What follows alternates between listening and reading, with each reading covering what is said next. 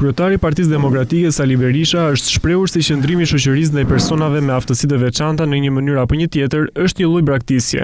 Gjatë një bashkëbisedimi me përfaqësues të kësaj shtrese të shoqërisë, Berisha u shpreh se duhet bërë çdo përpjekje për përfshirjen brenda mundësive në jetën normale në punë. Në Shqipëri nuk do ketë pension nën 200 euro.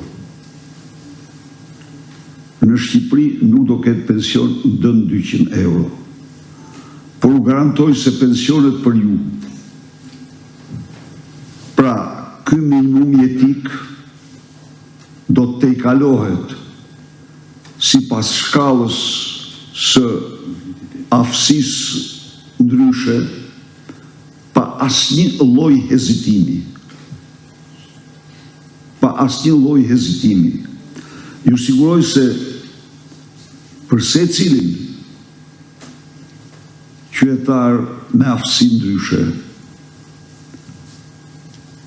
që është kryefamiljar, që mban familje, familjarët e tij do të trajtohen me minimumin jetik. Sipas Berishës, kjo nuk është bamirësi, por një detyrim madhor dhe do të bëhet gjithçka për rehabilitimin. E kam theksuar, theksoj, ky është një sektor mungestar në Shqipëri.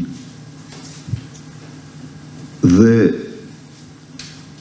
ju siguroj se investimet më serioze do të bëhen në sektorin e rehabilitimit, në mënyrë që secili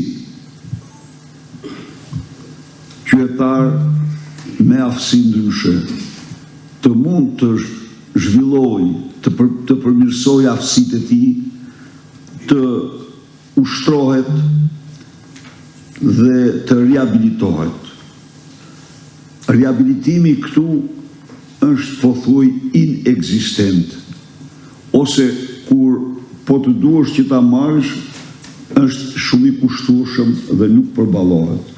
Berisha mbylli fjalën e tij duke premtuar se shteti do të përballojë të gjithë llojet e shpenzimeve që duhet të kompensoni për aftësi ndryshe.